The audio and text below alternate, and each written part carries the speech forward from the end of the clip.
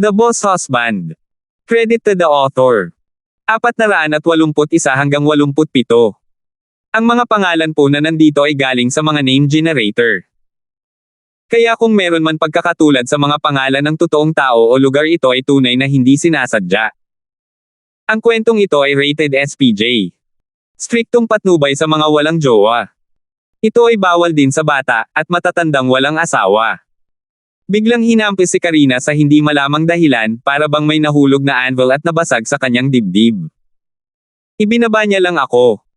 Ang lahat ng ito ay dahil kay Justin, kaya ako nasugatan at nasugatan. I've stuffed so much undescribable bitterness in my heart and I've been silently avoiding him. Bakit ba ayaw niya akong pakawalin? Bakit? Bakit kahit pinili kong umatras ay ayaw pa rin niya akong pakawalin? Bakit niya ako itinapon ng walang dahilan? Naisip niya. Ang paghihirap, kawalan ng kakayahan, takot, pag-aatubili, at sama ng loob na pinigilan sa loob ng kanyang puso ay biglang lumundag na parang bumubulusok na ilog. Bastos.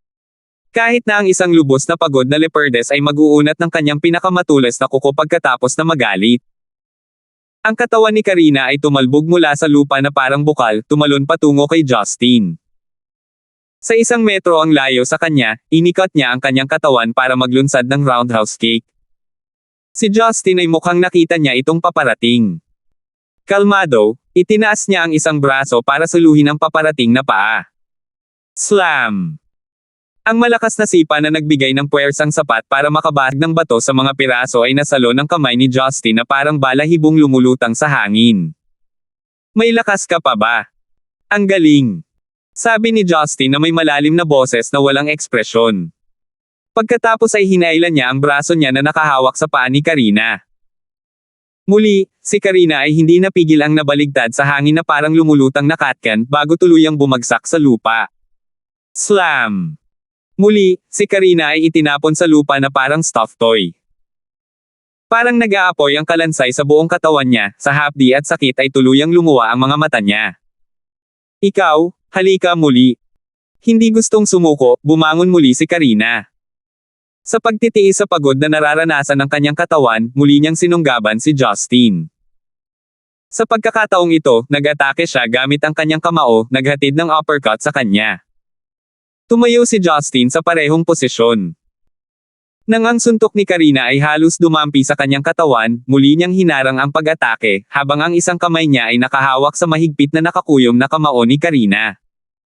Hindi mo pa rin ba naiintindihan? Kahit anong hirap mo, mahina ka pa rin. Nang matapos magsalita si Justin, hinailan niyang muli si Karina, dahilan para umikot ang katawan nito sa likod niya bago bumagsak sa lupa 3 metro ang layo mula sa kinatatayuan niya.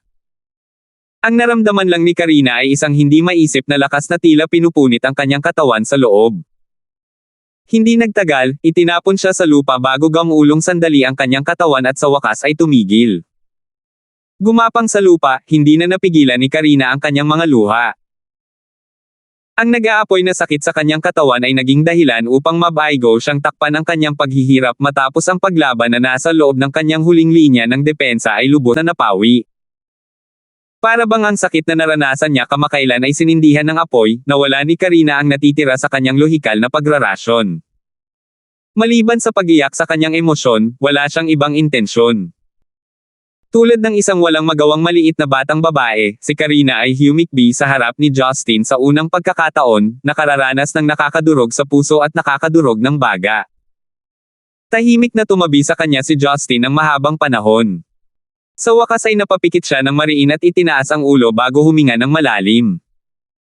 Pagkatapos noon, dahan-daang naglakad si Justin patungo kay Karina at tumingkayad. Hindi pinapansin ang pilit na pinipigilan ni Karina, niyakap niya ang lantang babae sa kanyang mga bisig na umiyak ng husto. Isinandal ni Karina ang kanyang ulo sa dibdib ni Justin. Ang init na natanggap niya ay nagbigay daan sa kanya upang kumalma ng kaunti. Maya-maya'y unti-unting lumambot ang mga ingay ng iyak na napuno ng bulwagan.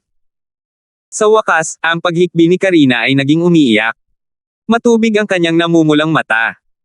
Nagmumukha siyang isang inosenteng dalagita, tumanggi siyang magkaroon ng kahit kay titing na paggalaw. Nalanghap ni Justin ang pabango na eksklusibo kay Karina habang hindi sinasadyang tinapik ang ulo nito at mas hinigpitin pa ang yakap sa matigas ang ulong babae. Sa tingin mo ba ay magandang ideya ang pagtatago? Sa tingin mo ba ay makakapagtago ka na ng tuluyan? Galit na galit ang iyong nakatatandang kapatid noong gabing iyon. Tinanong niya ako kung ano ang ginawa ko sa iyo. Kung alam kong dumating ka para makilahok sa walang kwentang pagsasanay na ito, tiyak na pumunta ako upang subukang kunin ka pabalik. Tumigil sa pag-iyak si Karina. Mukhang malabo, itinaas niya ang kanyang ulo at sinabing, gusto ko lang palakasin ang sarili ko. Bagamat alam kong katangahan ito. Pakiramdam ko, kapag lumakas ako balang araw, matatanggap mo ako. Bakit kailangan mong kumilos tulad ng isang batang babae at ignorante? Hindi ako isang taong nangangailangan ng proteksyon. Bakit gusto kong maging mas malakas ka? Tanong ni Justin at sinisi siya. Napakagatlabi si Karina. Hindi mo ba alam na ang pag-ibig ay laging pambata?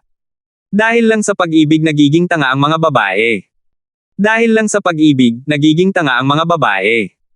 Naramdaman ni Justin na ang isang bahagi ng kanyang puso ay marahas na kinagat.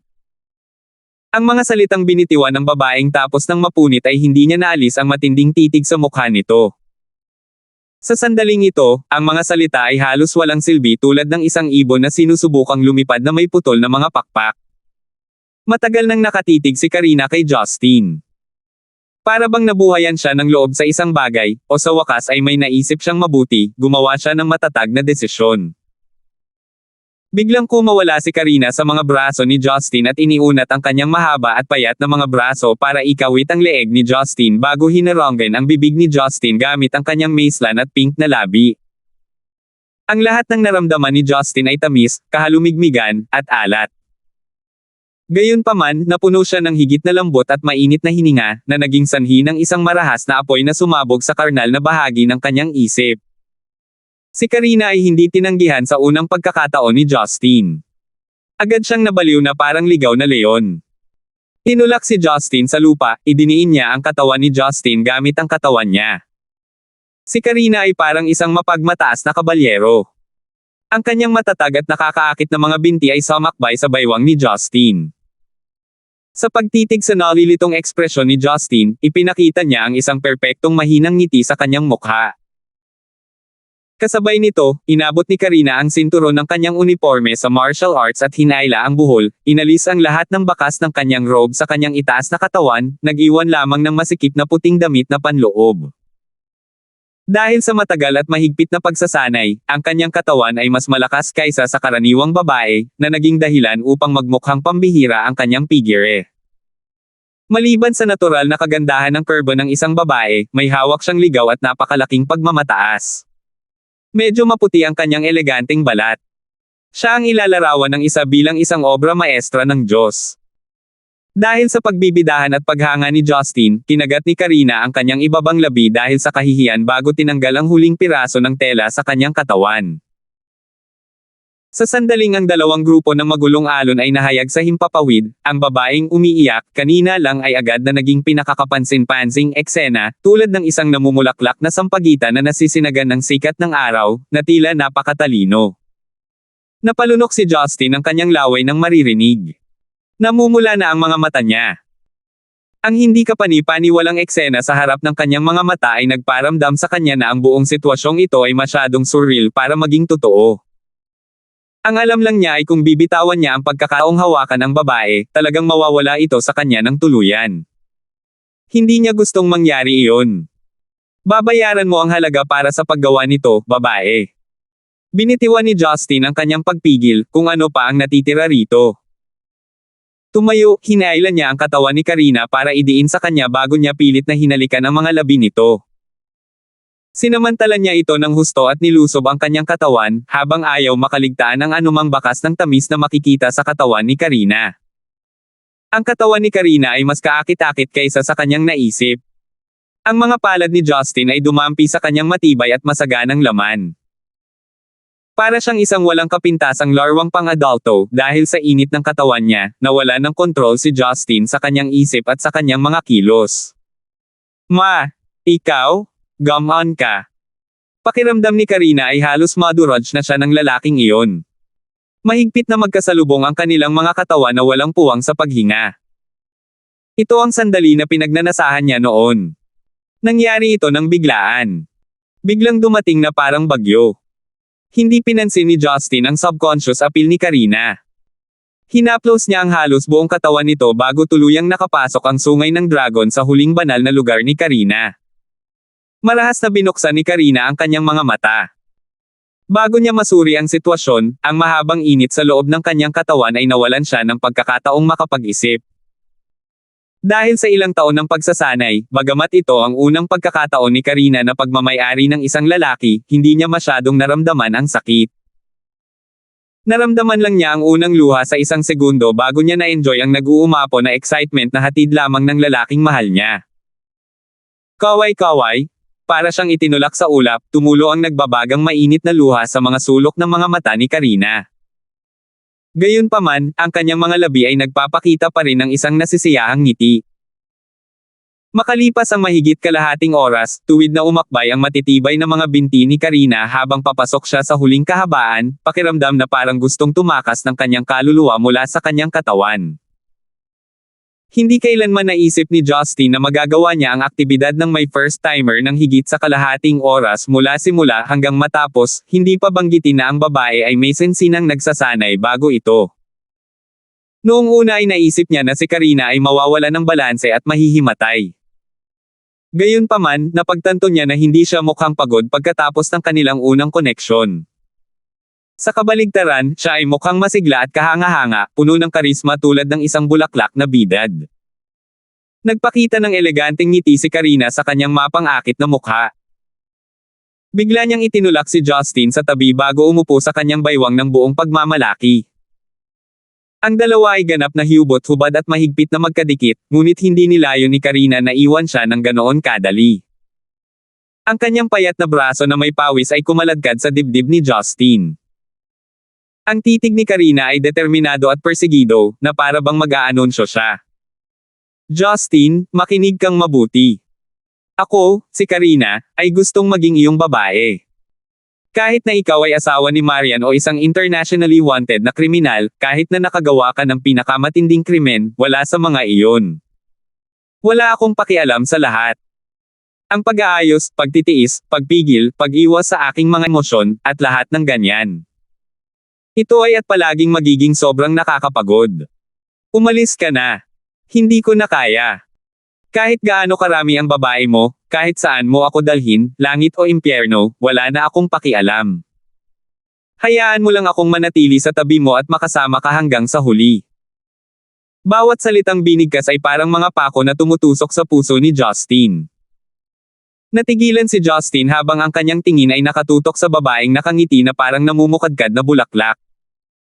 Ang kanyang mga tainga ay napuno ng kanyang lubos na katawa-tawa na pag-amin sa pag-ibig. Kahit papaano ay nawalan siya ng lakas para ibuka pa ang kanyang bibig para magsalita. Pagkaraan ng mahabang panahon, bumaantong hininga si Justin. Pagtingin sa babaeng nakaupo sa kanya, ngumiti siya ng kakaiba at sinabing, dahil gusto mo akong maging babae, hindi mo ba naramdaman na nagising muli ang maliit na junior? Dali, simulan mo nang igalaw ang iyong puwitan. Sandali namang natigilan si Karina. Maya-maya ay may napansin siya bago biglang nakaramdam ng pagtataka. Hindi siya nagsimulang kumilos tulad ng ipinagagawa sa kanya ni Justin, ngunit mahinang ipinikit ang kanyang mga mata bago bumagsak ng husto sa dibdib ni Justin. Bastard, ako, pagod na ako. Nang matapos ang pag-ungol ng babae ay pumasok na siya sa kanyang dreamland. 482. Sa isang kisap mata, nakatulog ang naunang enerhiyang si Karina. Hindi mapigilan ni Justin na mapangiti ng mapait. Paano ito kahit malayong patas? Nakatulog siya kaagad pagkatapos niyang mag-apoy sa loob ko, naisip niya. Gayunpaman, hindi niya ito sinisisi dahil nakaranas na siya ng paulit-ulit na pagsasanay sa pagbubuwis. Inilayo ni Justin si Karina sa kanyang katawan bago siya tinakpan ng uniforme ng martial arts. Pagkatapos mag-isip ng kaunti, tahimik niyang inihatid ang true chi sa katawan niya. Dahil tinanggap na niya ang pag-ibig nito, tungkulin niya na tretuhin siya ng mabuti. Bagamat hindi niya alam kung ano ang partikular na gagawin niya sa hinaharap, kailangan niyang makondisyon ng mabuti ang katawan nito sa ngayon. Dahil naubos na ang lahat ng kanyang lakas, ang kanyang katawan ay tiyak na napinsala sa isang tiyak na antas sa ngayon. Sa kabutihang palad, ang true chi ng Endless Resolve Restoration Scripture ay maaaring mabawi ang karamihan, kung hindi lahat ng pinsala. Medyo matagal na rin silang nanatili sa practice room. Si Morin na nakakaalam sa presensya ni Justin ay natural na titingnan kung ayos lang ang kanyang ginagawa at may kailangan siya. Nang makita ni Morin si Karina sa mga bisig ni Justin sa silid, medyo nagulat siya, ngunit ang kanyang ekspresyon ay naging kalmado. Pagkatapos niyang sumenyas na hindi siya papayag na may mang-istorbo sa dalawa, agad siyang umalis sa lugar. Dahil alam ni Morin ang nakaraan ni Justin, alam ni Morin na hindi niya gustong tanungin siya. Higit pa rito, hindi kwalipikado si Morin na magtanong. Nang hindi gumagalaw, niyakap ni Justin si Karina na mahimbing na natutulog ng higit sa 2 oras habang nag-flashback sa kanyang isipan noong una niya itong nakilala. Wala pang 1 taon ang lumipas mula noong una silang nagkita. Mula sa pauwang iba't ibang hindi pagkakaunawaan hanggang sa unti-unting pagkakasalimuot bilang karagdagan sa mga salitang sinabi ni Karina sa kanya kalaunan ay nakaramdam ng pagkalito kay Justin. Walang kamalay-malay, ang magiting na babaeng opisyal ay nakapasok sa kanyang puso. Hindi alam kung talagang may kakayahan siya, o si Justin lang ang may mababang kaligtasan sa mga kagandahan. No matter what, nakaraan na ang lahat ngayon. Ang babae sa kanyang mga bisig ay kasalukuyang mukhang lubhang nakakaawa pagkatapos ilabas ang kanyang emosyon. Hindi na inisip ni Justin na kaya niyang tanggihan siya dahil malinaw na pinaramdam niya sa kanya ang matinding sakit sa puso. Unti-unting nanginginig ang mga talukap ni Karina. Para siyang nakapagpahinga ng sapat, nagising siya mula sa kanyang pagkakatulog. Nang imulat ni Karina ang kanyang mga mata, siniguro ni Karina na ang nasa harapan ay talagang si Justin. Bahagyang namula siya nang maramdaman niya ang sarili sa mga bisig nito, ngunit hindi nagtagal ay dahan-daang nagbago sa isang mas komportableng posisyon. Bumangon ka na kung gising ka na. Kailan pa naging kutsan ang katawan ko? Biro ni Justin. Nakapout si Karina sa labi. Gusto ko lang talagang masigurado na hindi ito panaginip. Kaya napagpasyahan kong humiga dito ng 1 pang oras. Hindi siya pinilit ni Justin na tumayo. Ang bigat niya ay wala namang magagawa sa kanya. Hindi mo na pahihirapan ang sarili mo ha. Anong ibig mong sabihin? Tanong ni Karina. Dapat kang umalis sa lugar na ito. Bumalik ka sa pagiging pulis o kung ano paman. Hindi ka bagay sa lugar na ganito. Dahil tinanggap na kita, pahihirapan mo pa rin ba ang sarili mo? Hindi ako papayag na mag-practice ang mga babae ko buong araw at laktawan ang kanilang pagkain, sabi ni Justin habang nakasimangot. Nanatiling tahimik si Karina saglit habang kagat-kagat ang kanyang labi, na naging dahilan ng pag-iling ni Justin. I'm sorry. I can't promise you that. I've decided to take part in all of this since the start. I have my pride. Gusto kong manatili dito hanggang matapos ang training. Kumunat ang noo ni Justin. Bakit? Hindi ka pa ba nababaliw dito? Hindi iyon ang kaso, nagmamadaling sabi ni Karina. Natutuwa ako na nag-aalala ka sa akin.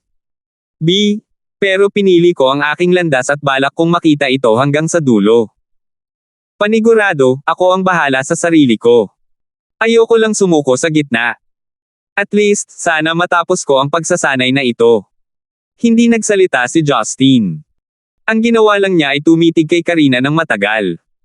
Nang makitang walang balak umatras ang babae, napabuntong hininga siya bago ngumiti ng mapait. Mukhang hindi ka makakaalis nang hindi natatapos ang training sa Dragon Group Recruit. Sige. Pero sasabihin ko muna ito, hindi ako papayag na sumali ka talaga sa Dragon Group kahit pumasa ka sa pagsusulit. Oo, hindi ko gagawin iyon. Hinihintay ko pa rin na kausapin mo ang aking mga magulang tungkol sa mga bagay-bagay natin sa Central City, sabi ni Karina na may matamis na ngiti, nang walang kaunting awkwardness. Natigilan si Justin. Ano? Ang gamit natin. Reklamo ni Karina, kahit wala kang planong pakasalan ako, kailangan mo pa ring linawin sa mga magulang ko, di ba? Papayagan mo ba akong manatiling single habang buhay ng walang dahilan? Ang mga salita ni Karina ay puno ng sama ng loob sa wakas. Ngunit masasabi ng isa na natutuwa siya sa kaibuturan ng kanyang puso. Napakamot si Justin sa likod ng kanyang ulo. Nalaman niyang matino ito pati na rin talaga ang pagmamalabos niya sa pagiging simple sa lahat. Gaano man carebelled si Karina, siya ay isang walang asawang dalaga ng isang pangunahing angkan. Tiyak na kinailangan ni Justin na makilala si Martin Collins at ang kanyang asawa isang araw. Kahit papaano ay nagkaroon siya ng bagong biyenan at biyenan. I can't make it for the time being. Kailangan kong bumisita sa Paris sa Abril para dumalo sa kanilang Fashion Week. Talagang makakahanap ako ng oras para makasama ka sa Central City sa sandaling bumalik ako, sabi ni Justin. Sige, deal, sabi ni Karina bago masayang hinalikan si Justin. Sandaling natahimik ang dalawa habang nakatitig sa isa't isa. Ang lahat ay lumitaw na hindi totoo. Ano sa tingin mo ang mangyayari kung tinanggal ko ang lahat ng damit ko at sinakyan kita sa simula pa lang? Baka hindi ako naudyukan na gawin ang lahat ng ito at maging babae ka sa simula, sabi ni Karina nang wala sa oras. Walang magawang hinimas ni Justin ang kanyang baba habang nakikinig sa talumpati na naglantad sa kanyang pagkatao. Seryoso siyang kumilos at sinabing, ano ang pinagsasabi mo? Ganun ba akong klaseng tao? Sa tingin mo ba lahat ng lalaki ay nag-iisip gamit ang kanilang mas mababang katawan? Ang isyu ay hindi malulutas sa pamamagitan lamang ng paggawa nito. Si Karina ay mukhang hindi naniniwala sa kanyang mga sinabi. Napngiti siya habang nakatingin kay Justin bago dahan-daang bumangon mula sa katawan ni Justin. Para bang nakaramdam siya ng discomfort mula sa ibabang bahagi ng katawan niya, bahagyang sumimangot si Karina, ngunit hindi nagtagal ay bumalik sa normal. Huwag kang gumalaw kung nakakaramdam ka ng sakit. Nakonsensya si Justin sa pagkalimot na magpigil sa unang pagkakataon. Inayos ni Karina ang kanyang martial arts uniform bago tinakpan ang tanawin ng kanyang itaas na katawan. Inis na sabi niya, hindi naman ako ganun kaina. This pain is not a big deal. Saka, mahahanap din ng iba ang dahilan kung bigla akong mag-leave. Ayokong makitang biro. Awkward na ngumiti si Justin. Wala siyang gaanong kausap. Bumangon siya at inayos din ang kanyang damit. Nakaramdam siya ng kakaiba na kahit papaano ay nagkaroon siya ng ganoong karanasan kay Karina habang sa una ay gusto niyang tingnan ang sitwasyon ng pagsasanay. Oo nga, kahit siya ay naramdaman na ang kanyang mga pagnanasa ay unti-unting nawawala sa kontrol habang lumilipas ang oras. Matapos lumipas ang oras ng pahinga sa tanghali, nagkaroon ng kaunting pagkain si Karina bago bumalik sa koponan para sa pagsasanay habang si Justin ay nagtanong ng isa o dalawang tanong tungkol sa pag-unlad bago gumala-gala. Nagawa na niya ang dapat niyang gawin pagkatapos ng lahat, ipakita ang kanyang mukha. Hindi sana dumating ang gabi ng mas maaga. Bago umalis si Justin sa training base, inisip niya kung gusto niyang ipaalam kay Moren na alaga ang mabuti si Karina. Gayunpaman, magiging masama kung napansin ni Karina ang kanyang intensyon, kaya nagpasya siyang huwag gawin ito. Nang gusto na niyang magmaneho pauwi, tumunog ang kanyang telepono. Tiningnan ito ni Justin at napansin na ito ay isang tawag mula kay Yuna. Yuna, uuwi na ako. Sa bahay ako magdi-dinner ngayon. Inakala ni Justin na si Yuna ang magtatanong sa kanya ng ganoong klaseng tanong. Gayunpaman, sinabi ni Yuna, Young Master, hindi ako tumawag tungkol dyan. May nangyayari ngayon sa bahay. Iniisip ko kung makakauwi ka ng mas maaga. Anong nangyari? Kumunat ang noo ni Justin. May naghahanap na naman ba ng gulo? Nanatili si Roslyn sa tabi mismo ng bahay. Pipigilan ng kanyang mga tao na mangyari iyon, hindi ba? Naisip niya. Dumating ang isang medyo matuwid na mukhang binata. Sinabi niya na siya ay kamag-anak ni Sheila. Pero, alam mo kung gaano si Sheila kadalasan tungkol sa mga bagay na ganito. Bagamat karaniwan siyang masunurin, ang mga ganitong kaso ay maaaring mawalan siya ng kontrol. Hindi ko talaga alam kung ano ang gagawin. Kamag-anak ni Sheila. Agad na nakaramdam ng pagdududa si Justin. Binanggit ni Sheila na ang kanyang ina ay namatay habang ang kanyang ama ay iniwan silang dalawa mula pa noong siya ay bata pa. Siya kaya ang ama na tumakas. Bakit bigla siyang sumulpot sa mga sandaling ito? Yuna, malapit na ako. Huwag hayaang gumawa ng kalokohan ang batang si Sheila, nagmamadaling sabi ni Justin. Buntong hininga. Ang binatang iyon ay naghihintay sa labas kasama ang isang grupo ng mga tao. Si Sheila ay umiiyak ngayon. Hindi ko talaga alam kung ano ang gagawin. Sumimangot si Justin at ibinaba ang tawag bago agad na nagmaneho pa uwi. Halos 20 minuto lang bago siya nakarating sa bahay.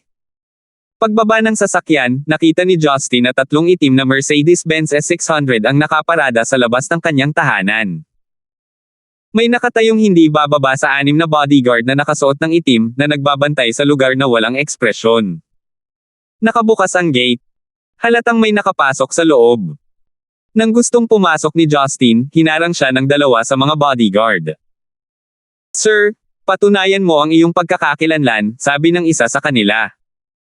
Masasabi ni Justin na nagsasalita siya ng Korean. Nang tingnan niyang mabuti, nalaman niyang mga Koreano nga pala ang grupo ng mga tao. Isang nakaka-relax na ngiti ang pinakawalan ni Justin. Gamit ang Korean, nagsalita siya, "Ako ang may-ari ng bahay na ito. Hindi ba ako makakabalik sa sarili kong lugar?" Halatang nagulat ang mga bodyguard dahil may tumpak na accent si Justin na naging dahilan para lalo silang magduda sa mga salita ni Justin. "Bigyan mo ng daan." Ipasok ang lalaking iyon sa loob, umalangaw-ngaw ang isang malalim na boses ng charismatic mula sa looban. Nagsasalita din siya sa Korean. Agad na tumabi ang mga bodyguard at gumawa ng gesture kay Justin na imbitahan siya sa loob. Medyo nalungkot si Justin. Para siyang bisita sa sarili niyang tahanan. Habang naglalakad papasok sa looban, sinalubong si Justin ng isang binata na nakasuot ng casual na suit, nakasuot ng isang pares na salamin na may frame na ginto, na ang buhok ay napakahaba na umabot sa kanyang mga tainga. Siya ay may isang magiliw na ngiti at nagkaroon ng makatarungang balat. Palibhasa'y nasisinaga ng sikat ng araw sa gabi, mukha siyang mapayapa. Tumabi sa kanya ang isang lalaki na tila katulong. Gayunpaman, alam ni Justin na hindi siya ordinaryong karakter. Base lamang sa tama ng bala sa kanyang kamay, masasabi na siya ay isang uri ng bodyguard. Nag-alok ng kamay ang binata habang sinasabi, "Ikaw si Mr. Gibson. Ikinagagalak kong makilala ka. Ako si Park Jong-hyun, ang pinsan na kapatid ni Sheila Moon." Naghintay ako ng walang hanggan upang makita siya. Si Park Jong-hyun ay nagsasalita ng lokal na Zenaikan. Puno ng sinseridad ang ekspresyon ng mukha niya. Siya ay lumitaw na labis na nasisiyahan. Nakipagkamay si Justin. Hindi niya maiwasang isipin, hindi ko akalaing magiging espesyal ang araw na ito paggising ko kaninang umaga. But to my unexpected surprise, hindi lang Karina ang ginawa ko, nakilala ko din ang pinsan ni Sheila na sumulpot out of nowhere. 483. Sinasabi mo na pinsan ka ni Sheila. Ang parehong Sheila na nakatira sa ilalim ng aming bubong. Nagdududang tanong ni Justin. Napangiti ng mapait si Park Jong-hyun. "Oo, sigurado ako. Bagamat aminin ko na wala akong paraan para makumpirma hanggang 2 araw na ang nakalipas nang makatanggap ako ng ulat. Talagang hindi ito isang pagkakamali, lalo na pagkatapos naming magsikap na maghanap ng maraming taon. Si Sheila Moon talaga ang aking kaawa-awa na nawawalang pinsan." Itinaas ni Justin ang kanyang ulo at tiningnan ang silid ni Sheila. Bagamat sarado ang mga kurtina, alam ni Justin na sumilip si Sheila sa labas nang lumitaw ang isang napakaliit na puwang. Nakatingin siya sa kanya nakausap si Park Jong-hyun. Bumantong hininga si Justin at sinabing, "Pakiramdam ko ay kailangan itong pag-usapan ng buo. Pumasok na tayo sa loob." Mabilis na sumang-ayon si Park Jong-hyun at mukhang labis na nagpapasalamat nang sundan niya si Justin sa loob ng bahay. Ang malaking grupo ng mga bodyguard ay hindi gumagalaw ni Katie Ting sa kanilang mga posisyon na medyo ikinabigla ni Justin. Tiyak na tila ang ina ni Sheila ay may kakaibang background ng pamilya. Ang pag-empleyo ng mga bodyguard ay hindi kasing mura ng pagkuha ng mga kasambahay. Parehong nasa loob ng bahay sina Yuna at Rebecca. Tila gumaan ang pakiramdam nila nang makita si Justin. Nag-serve sila ng tsaa bago pumunta sa kusina. Maliwanag, hinahayaan nilang si Justin ang bahala sa bagay ni Sheila. Pinapasok lang ni Park Jong-hyun ang malakatulong na bodyguard. Umupo siya sa sofa sa living hall bago niya sinimulang ipaliwanag ang pangkalahatang sitwasyon mula simula hanggang katapusan. Ayon kay Park Jong-hyun, ang ina ni Sheila, na pinangalan ng Park Ji, ay ang panganay na anak na babae ng lolo ni Park Jong-hyun. Noon, nagpakasal siya sa isang incheck at nawala ng kontak sa kanyang pamilya matapos tumakas sa bahay. Bagamat batid niyang may anak na si Park Ji sa lahat ng oras na ito, ang matanda ay hindi kailanman nababahala tungkol sa kanya dahil sa galit hanggang 2 taon na ang nakalipas nang magsimulang lumala ang kondisyon ng kanyang katawan. Inaasahan niyang makikilala niya ang apo nitong pinanganak ng kanyang paboritong anak na babae. Bilang resulta, bilang nag-iisang apo, sinimulan ni Park Jong-hyun ang paghahanap sa kanyang pinsan na kapatid na babae. Gamit ang napakalaking mapagkukunan ng clan, gumugol siya ng higit sa 2 taon bago tuluyang mahanap si Sheila. Ang Zenica ay napakalaking bansa ngunit nagawa pa rin ng iyong pamilya na subaybayan ang Sheila. Tiyak na mukhang mayroon kang lubos na impluwensya sa lipunan, sabi ni Justin. Medyo naging proud si Park Jong-hyun. Nakangiting sabi niya, "Yeah. I wonder kung narinig na ni Mr. Gibson ang Starmon Group dati. Isa itong business empire na itinayo ng aming Park clan. Starmon Group. Pagkatapos mo ang direktor nito na si Park Jong-hyun."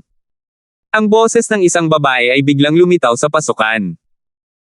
Sina Justin at Park Jong-hyun ay parehong lumingon upang tumingin doon para lamang mahanap si Maria na kararating lang sa bahay. Pagkatapos magsalita ni Marian, dinala niya ang kanyang handbag at umupo sa tabi ni Justin sa sofa, hindi pinansin ang tingin ni Park Jong-hyun. Ipinagpatuloy niya, kung gayon ang lolo ni Sheila ay dapat ang tagapagtatag ng Starmon Group, si President Park Hwan. Hindi nagulat si Justin na umuwi si Marian. Dahil ipinaalam sa kanya ni Yuna, natural lang kung gagawin niya rin ito kay Marian. Gayunpaman, mukhang nabigla si Park Jong-hyun sa hitsura ni Marian.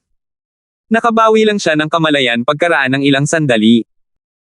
Nakangiting awkward na sinabi niya, "Oo, ang lolo ko talaga ay si Park Hwan. Dapat ay Boss Lysander ka mula sa Yellow International. Nauuna ka sa iyong reputasyon. Karangalan ko na makilala ka." Si Justin, sa kabilang banda, ay ganap na walang alam sa Starmon Group. Nilinggan niya si Marian at nagtanong dahil sa curiosity, asawa, ang Starmon ba ay isang bagay o isang taong sikat na sikat? Bahagyang kumunat ang noo ni Marian. Hindi siya sanay na tawaging asawa, sa harap ng mga tagalabas, buti na lang at hindi siya marunong mahiya. Walang magawa, ipinaliwanag niya, ang Starmon Group ay isa sa pinakamalaking chaebol sa Korea. Si President Park ay isang maalamat na negosyante mula sa Korea. Ang Starmon ay may makabuluhang market share sa parehong industriya ng automotive at electronics. Kasabay nito, gumagawa sila ng real estate, turismo, at iba't ibang retail chain. Si Mr. Park Hwan ay na-shortlist bilang isa sa nangungunang 10 pinakamayayamang tao sa Asia na tinansya ng Starmon sa loob ng mahigit isang dekada. $100 bilyong ito ay isang kahangahangang negosyo ng pamilya. Sumipol si Justin nang mapagtanto niya na ang lolo ni Sheila ay talagang mayaman. Bagamat hindi siya masyadong nagmamalasakit sa pera, higit pa o kulang ay naiintindihan niya kung magkano ang 100 bilyong halaga ng mga ari-arian. Hindi bababasa, kahit na si Marian ay may napakaraming pera na mahirap para sa sinuman na tapusin ang paggastos sa ilang buhay, malayo pa rin siya sa 100 bilyon.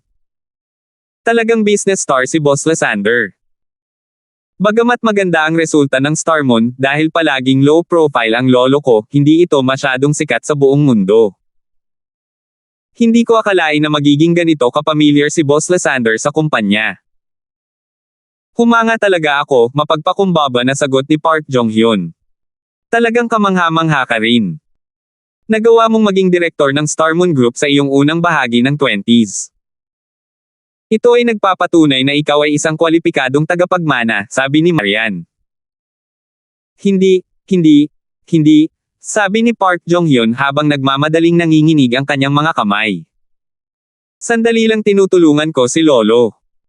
Wala akong planong magmana ng Starmon Group. Ang dahilan ng pag-aalala kong hanapin si Sister Sheila ay dahil hiling ng pamilya namin na bumalik siya sa Korea at manahin ang grupo kay Lolo. Ano?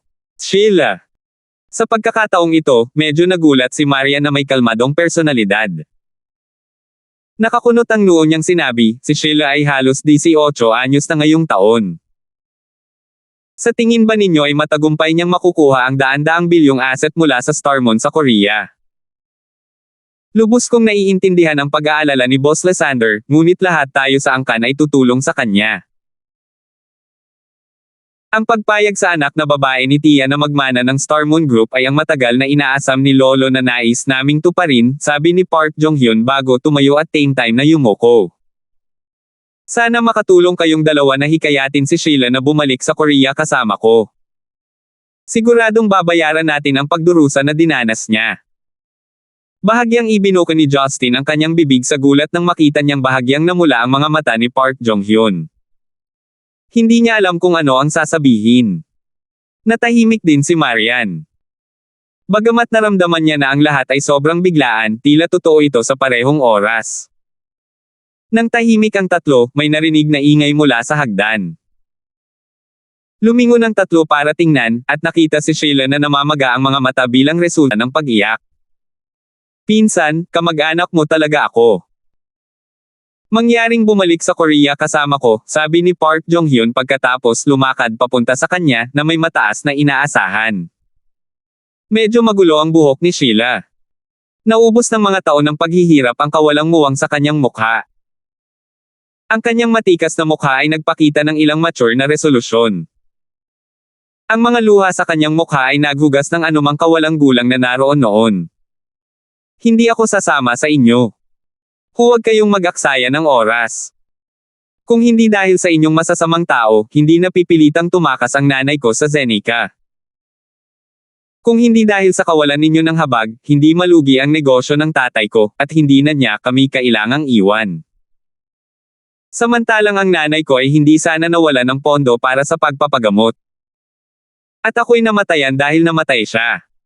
Go through life the way I have, wika ni Sheila habang bumubulong.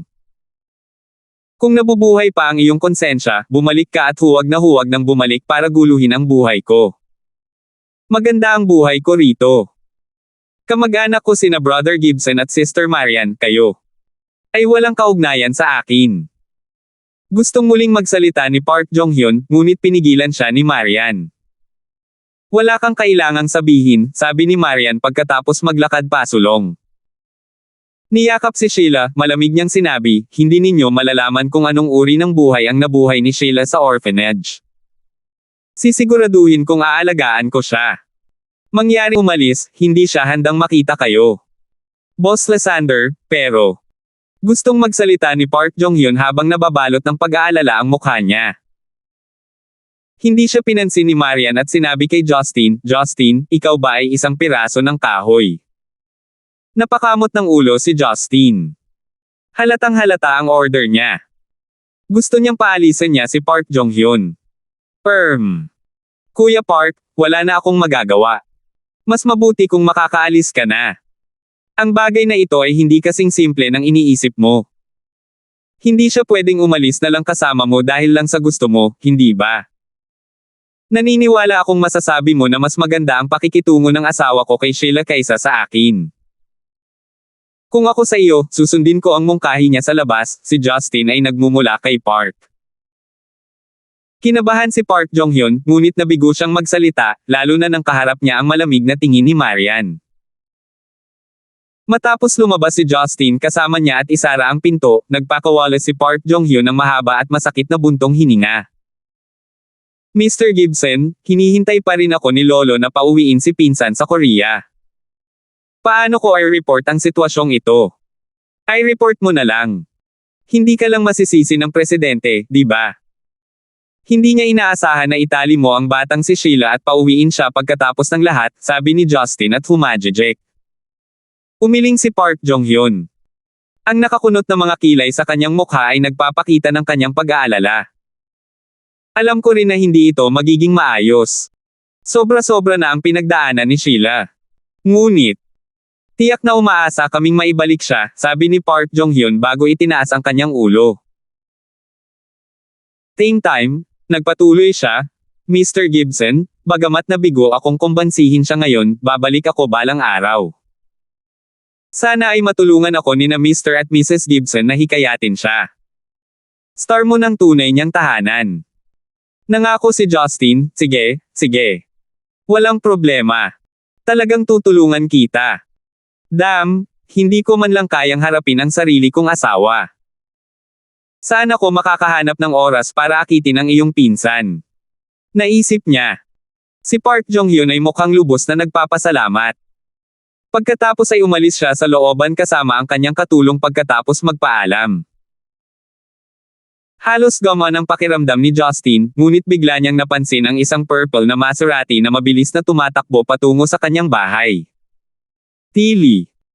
Marahas itong nagpreno at huminto sa labas, sa tabi mismo ng tatlong sasakyang nakaparada doon. Nagtataka si Justin kung sino iyon. Sa hindi inaasahan, isa ito sa mga close friends niya, ang Korean celebrity na si Yoo Yeon-hee. Nakasuot si Yoo Yeon-hee ng isang pares ng malaking sunglasses na nakatikip sa halos lahat ng kanyang mukha na maputi habang nakalugay ang kanyang buhok. Wala siyang make-up, siguro dahil nagmamadali siya. Jong-hyun. Ikaw talaga. Tila hindi napansin ni Yoo Yeon-hee ang pag-iral ni Justin. Nang muntik nang makapasok si Park Jong-hyun sa sasakyan, tuwang-tuwa siyang napasigaw bago tinanggal ang kanyang salaming pang-araw at tumakbo, parang isang maliit na ibon na tuwang-tuwa. Sa kabilang banda, hindi masyadong natuwa si Park Jong-hyun na manig ang boses ni Yoo Yeon-hee. Biglang napalitan ng inis ang lungkot sa mukha niya. Sinabi niya, ilang beses ko bang sinabi sa iyo na huwag mo akong hanapin? Ang malamig na tono ni Park Jong-hyun ay ganap na kabaligtaran ng kung paano niya nakausap sina Justin at Marian kanina. Tila natulala si Yoo Yeon-hee na parang tinamaan ng kidlat. Pagdating niya sa harap ni Park Jong-hyun, tumayo siya ng matigas habang ang kanyang magagandang malalaking mata ay agad na natubagan, nagpapakita ng nakakaawang tingin. Ang palabas sa harap ay nagpahinto sa paggalaw ni Justin na babalik na sa bahay. Napukaw ang kanyang interes. Halata namang may kinalaman si Park Jong-hyun kay Yoo Yeon-hee. Nang pag-isipan ito ni Justin, talagang may katuturan para sa isang lalaki mula sa isang mayamang angkan na makasama ang isang superstar. Noong unang panahon, ang lalaki ang magiging prinsipe habang ang babae ay magiging showgirl. Ang palabas na inilalagay nila ay walang pinagkaiba sa movie cliché sa mga upper class na pamilya. 484. Hindi nag-aksaya si Park Jong-hyun ng kanyang oras kay Yoo Yeon-hee. Si Yoo Yeon-hee ay isang sikat na superstar na kilala sa Asia na may milyon-milyong tagahanga. Sa kanyang pambihirang hitsura, madali niyang maakit ang anumang bilang ng mga lalaki na gusto niya anumang oras. Gayunpaman, sa mga mata ni Park Jong-hyun, walang anumang nostalgia kundi isang pakiramdam ng pagkasuklam. Huwag mo nang ulitin iyon. Sinabi ko na sa iyo noon na wala na akong nararamdaman para sa iyo, sabi ni Park Jong-hyun bago sinubukang sumakay sa kanyang sasakyan nang matapos ang kanyang mga salita. Biglang sumigaw si Yoo Yeon-hee, nagsisinungaling ka sa akin. Nagsisinungaling ka. Takot ka lang na pagchichismisan tayo ng mga tao. Imposibleng hindi mo ako mahal. Ngumisi si Park Jong-hyun na papasok na sana sa kotse. Chismosa. Kung natatakot ako, hindi pa nagsimula ang relasyon. Ang masasabi ko lang tungkol sa'yo ay isa kang mayabang na babae. Ang ganda mo talaga, pero hindi ko kailangan ng walang katulad na kagandahan. Yoo Yeon-hee, limitado lang ang pasensya ko. Huwag mong subukang i-challenge ang bottom line ko. You. How dare you? Imposible. Hindi ba naglakbay ka ng libo-libong milya papuntang Zenica para makita ako? Ngumisi si Yoo Yeon-hee. Biglang natauhan si Yoo Yeon-hee nang matapos ang kanyang mga salita. Lumingon siya at napagtanto na nakangiti si Justin sa pintuan habang nag-e-enjoy sa palabas. Mabilis niyang napagtanto ang isang bagay nang makita siya. Marahas na ibinalik ang ulo kay Park Jong-hyun. So, ito ang nangyari. Bulong ni Yoo Yeon-hee bago siya nagsimulang tumawa na parang baliw. Ha ha ha ha. Kaya ito ang nangyari. Park Jong-hyun. Tawa ng tawa si Yoo Yeon-hee na nagpabalik-balik ang kanyang katawan. Sa wakas, nawala ang ngiti sa kanyang mukha nang marahas niyang tiningnan si Justin bago tumingin pabalik kay Park Jong-hyun. Nakakagulat na sensitive ang ilong mo, di ba? Pero hindi ka dapat makaramdam ng sobrang saya. Hindi ako tanga, at ang iba ay hindi rin. Park Jong-hyun, luluhod ka sa harap ko balang araw. At pagdating ng araw na iyon, gusto kong dilaan mo ang mga paa ko. Napuno ng lamig ang mga mata ni Park Jong-hyun. Baliw na babae, wala akong alam sa sinasabi mo. Pagkatapos niyang magsalita, sinenyasan niya ang kanyang mga bodyguard na sumakay sa mga sasakyan, habang siya ay nakaupo sa Mercedes na nakaparada sa gitna. Pagkatapos ay ibinaba ni Park Jong-hyun ang bintana ng kotse at nagpakawalan ng magalang ng ngiti kay Justin. Mr. Gibson, mangyaring huwag pansinin ang baliw na babae na iyon. Taos puso akong umaasa na makuha ang iyong tulong, na tiyak na gagantimpalaan ko ng malaki. Ngumisi si Justin. You're welcome, sabi niya habang winawagayway ang kamay. Pagkaalis ni Park Jong-hyun at ng iba pa, tinitigan ni Yoo Yeon-hee si Justin ng masama. Pagkatapos ay malamig siyang ngumiti at bumalik sa kanyang Maserati bago umalis. Humikab si Justin at tumalikod. Nang iangat niya ang kanyang ulo, napagtanto niyang si Marian ay tahimik na nakatingin sa kanya sa pasukan.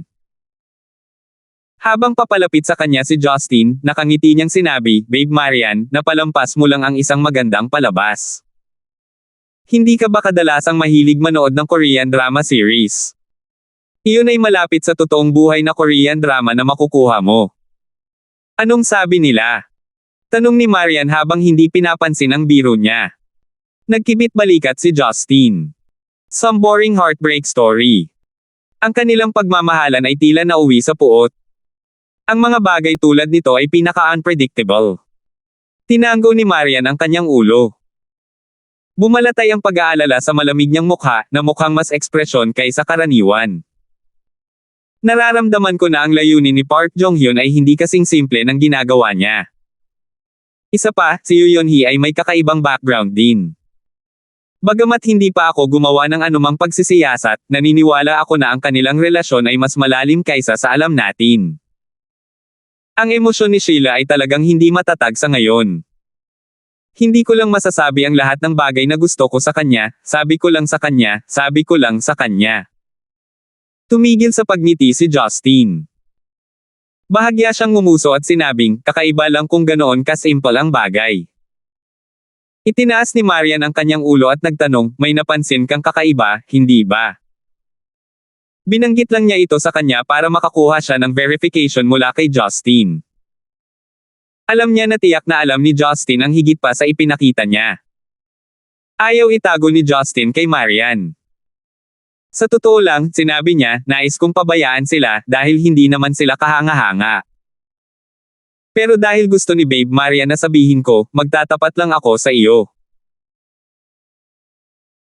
Gaano man kahirap na kumbansihin ako ng isang tao, hinding-hindi ako maniniwala na ang isang multinational na korporasyon na nagkakahalaga ng hindi bababa sa 100 bilyon ay maipapasa sa isang matagal nang nawala na batang babae na ginugol ang halos lahat ng kanyang buhay sa ibang bansa, na halos walang kaalaman. Si Park Jong-hyun ay maaaring may pilak na dila, ngunit ang kanyang mga salita ay sadyang katawa-tawa. Gayunpaman, dahil din sa kanyang perpektong pagganap kaya wala kaming dahilan para pigilan si Sheila na bumalik sa Korea. Dahil lang sa ayaw ni Sheila na bumalik ngayon ay hindi na siya babalik sa hinaharap. Ang dugo ay laging mas malalim kaysa tubig. Hindi ako nagdududa na ang Star Moon Group ay talagang tahanan ni Sheila. Sumili ang lamig sa mga mata ni Marian. Bakit nila gagawin ito? May hinahanap ba sila kay Sheila? Hindi pa ba sapat ang paghihirap niya nitong mga taon? Hindi ko alam ang tungkol dito. Sa ngayon, mukhang napakahalaga ni Sheila kay Park Jong-hyun. Nabanggit mo na siya ang direktor ng Star Moon Group, ibig sabihin ay kinakaharap niya ang lahat ng nangyayari sa paligid ng kumpanya. Bilang isang mahusay na aktor, sasabihin niya ba talaga sa amin ang totoong dahilan kung bakit niya hinahanap si Sheila? Napailing si Justin na may ngiti. Ang mas interesado ako ay ang relasyon ni Park Jong-hyun at Yoo Yeon-hee. Sa palagay ko ay hindi magugustuhan ni Park Jong-hyun ang isang babaeng tulad niya. Kahit na naghiwalay sila, hindi ako naniniwala na mayroon silang dahilan upang magsama sa simula. Gayunpaman, nakita ni Maria na walang kahulugan ang bagay na iyon. Inilibot niya ang kanyang mga mata kay Justin at sinabing, naramdaman ko lang na hindi dapat umalis si Sheila kasama si Park Jong-hyun kanina, kaya binantayan ko siya at hinayaan kang paalisan siya. Kapag naisip ko ito ngayon, bagamat medyo mapang-akit ako, talagang kailangan iyon. Sana ay hindi na siya bumalik para istorbohin si Sheila. Ngunit hindi ka panipaniwala na ang Sheila ay may ganoong background. Naisip ni Justin, ang background ng iyong asawa ay higit na kawili-wili kaysa doon.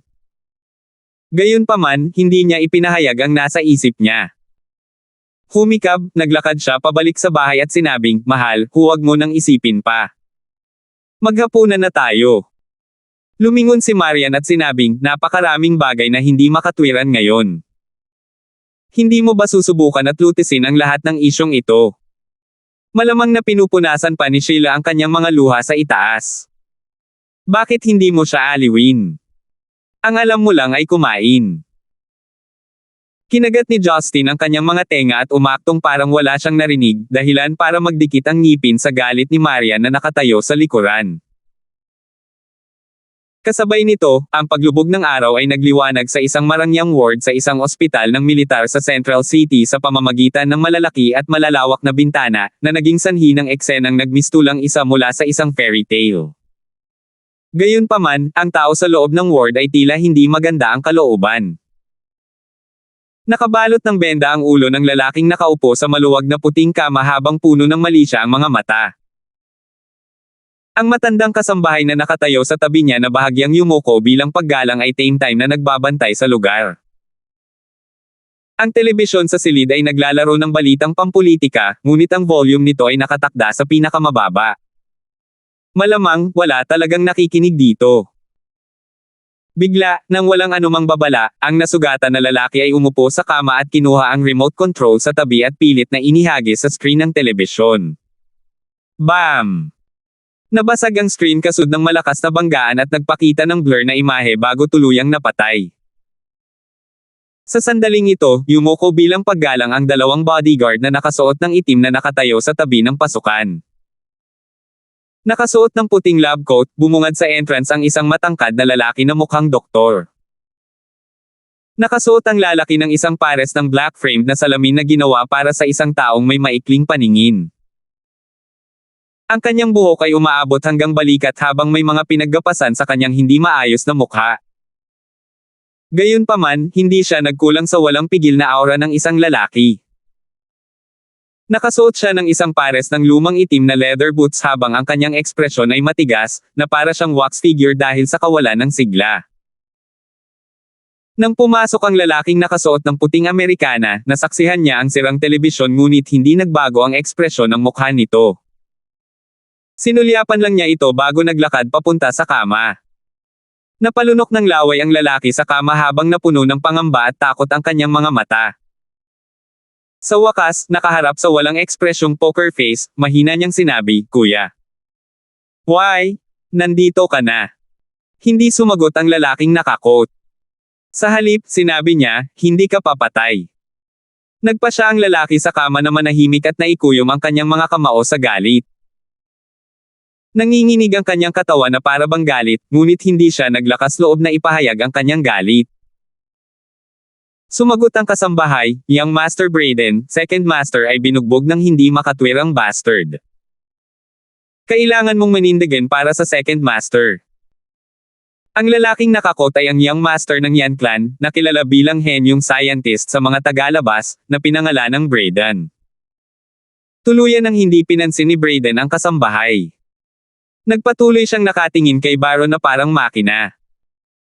Hindi alintana kung siya ay isang bastard o hindi, hindi ka karapat-dapat na manggulo sa isang tao mula sa angkan ng Gibson. Tandaan ang sinabi ko. Bakit? Sumigaw si Baron sa galit matapos marahas na itaas ang kanyang ulo. Matagal nang nawala ng kapangyarihan ang matandang si Gavin. Ang mayroon lang sila ay Parley. Ngayong nasangkot siya sa isang iskandalo at iniwan siya ng kanyang asawa, wala na talaga siyang kapangyarihan. Bakit tayo, ang angkan ng Yan, ay mahuhulog sa likod ng angkan ng Gibson? Bakit sila kwalipikadong mapabilang sa apat na pangunahing angkan? Braden, duwag kang itinuturing na Diyos ng mga tagalabas. Hindi siya sinagot ni Braden. Sa halip, tumingin siya sa paligid at itinaas ang isang decorative vase sa coffee table. Basag. Ang plorera ay direktang nabasag sa ulo ni Baron. Napasigaw ang kasambahay sa gulat, ngunit hindi niya ito napigilan sa oras. Napatulala si Baron, na parang hinigop ang kanyang kaluluwa. Ang tanging naramdaman niya ay isang mainit na agos na umaagos mula sa kanyang ulo. Ang benda na nakabalot sa kanyang ulo ay sumisipsip ng sariwang dugo at naging madilim na pula. Una, hangga't nabubuhay si Gavin, ang angkan ng Gibson ay magiging isa sa 4 na pangunahing angkan. At saka, kuya, ang tawagin mo sa akin, sa halip na tawagin ang pangalan ko. Sa wakas, kung duwag man ako o hindi, hindi mo dapat alamin. Nang matapos magsalita si Brayden, binitawan niya ang natitirang bahagi ng plorera sa kanyang kamay, hinayaan itong mahulog sa lupa. Pagtapos ay napagtanto niya na nagkaroon siya ng maliit na hiwa mula sa isang fragment ng plorera, na naging sanhi ng paglabas ng dugo mula sa tahi. Nakasimangot, inilagay ni Brayden ang kanyang kanang kamay sa harap ng kanyang bibig at dinilaan ang dugo bago lumunok at ibinalik ang kanyang kamay sa bulsa ng kamiseta. Nang tumalikod na siya para lumabas ng silid, bumulong si Brayden, nakakahiya talaga, buhay mo yan. Baka naging mabuti pa sa amin kung namatay ka. 485. Marahil dahil sa nag-aalab na pagnanasa sa kanya na binuo ni Karina sa training base kaninang umaga, nang halos hating gabi na matapos matulog ang lahat ng mga miyembro ng kanyang pamilya, pumunta si Justin sa kanyang balkonahe at tumalon sa isa sa bahay ni Roslyn. Biglang naramdaman ni Roslyn na nakatulog na may nagbukas ng pinto sa balcony dahilan para agad siyang nagising sa gulat. Nang mapagtanto niyang si Justin iyon, hindi niya maiwasang makitang kakaiba ito. Ganoon ba kahirap para sa iyo ang pagtawag sa akin? Inilibot ni Roslyn ang kanyang mga mata kay Justin. Humajejek si Justin at umupo sa kama ni Roslyn. Sa dilim, nakasuot lamang siya ng manipis na pijama ng sutla habang ang kanyang kakaibang amoy ng katawan na mala orchid ay pumupuno sa silid na nakabibighani gaya ng dati. Hindi ba ito mas maginhawa? Hindi maganda kung nilalamig ka sa ibaba, sagot ni Justin. Stop the nonsense. Ganoon ba talaga ako kahalaga sa'yo? Hindi alam ni Roslyn kung maiiyak ba siya o matatawa. Iniun ni Justin ang kanyang braso upang damhin ang buhok ni Roslyn ng marahan. Pupunta ako sa Paris sa loob ng ilang araw upang lumahok sa isang kaganapan. Maaaring hindi ko kayo makita ng matagal, kaya iminumungkahi kong sulitin natin ang anumang oras na natitira natin. Hindi naman sa hindi ka nababalik, sabi ni Roslyn nang walang pakialam, at hindi na kita madalas makita kahit na nandito ka pa rin. Hinampis ni Justin ang kanyang matigas na likod. Bakit ka nagtatampo? Hindi ba't ako ang laging naghahanap sa'yo? Minsan, hinihiling ko na sana ay matagpuan mo ako sa aking opisina. Matamis na ngumiti si Roslyn, ngunit halatang hindi ito isang bagay na gagawin niya. Tiningnan siya ni Justin na may masamang tingin. Gagawin natin ito kasama si Little Talia. Ang tagal na rin mula noong huli nating ginawa itong magkasama. Sa sandaling matapos siyang magsalita, kahit anong pagtutol ni Roslyn, binuhat siya ni Justin at nagmamadaling lumabas ng silid. Pagkatapos lumiko sa koridor, pumasok siya sa silid ni Talia. Si Roslyn na nasa kanyang mga bisig ay nakaramdam ng kaba ngunit nahihiya habang paulit-ulit na hinahampas si Justin sa kanyang dibdib. Hindi ito pinansin ni Justin. Natatawang itinapon niya ang katawan ni Roslyn sa kama ni Talia, dahilan para madiin ang katawan nito kay Talia. Si Talia na muntik nang makatulog ay biglang nakaramdam ng mainit at mabangong katawan na nakapatong sa kanya. Ilang segundo lang ay nahulaan niya kung sino ito. Di nagtagal pagkatapos makita ang masamang ngiti ni Justin, agad na namula si Talia.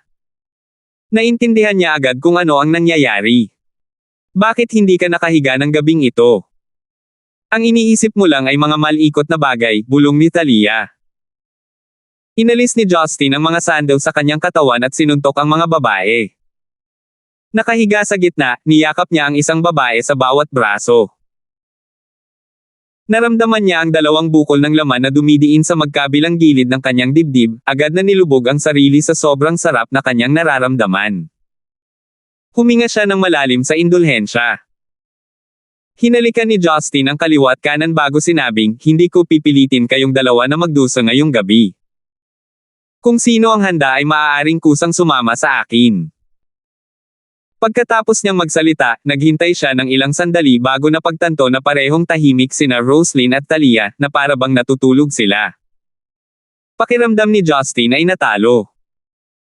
Hindi niya napigil ang sabihin, dahil hindi ka nakikipagtulungan, bilang pinuno, kailangan kong sabihin na labis akong nadismaya. Mukhang maayos ang mga parusa. Sabi mo hindi mo kami pipilitin ngayon lang. Hindi nasisiyahang sabi ni Roslyn. Hindi gaanong nakapag-isip si Justin tungkol dito. Sa pagpindot sa katawan ng babae, sinabi niya, sinabi ko iyan bago maghating gabi. Ngayong mag-alas 12 na, ito ay itinuturing na isa pang ngayong gabi, kaya ang sinabi ko kahapon ay hindi mabilang.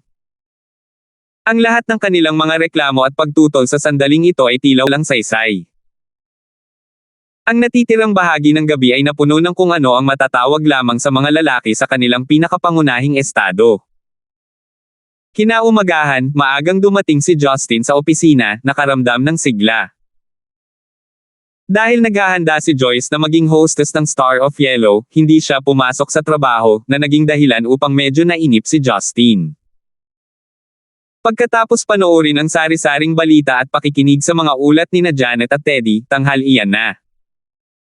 Nag-iisip si Justin kung kanino siya makakasama, o kung kakain siya sa kantin sa Yellow. Nang siya ay nasa konsiderasyon, tumunog ang kanyang telepono at nag-vibrate.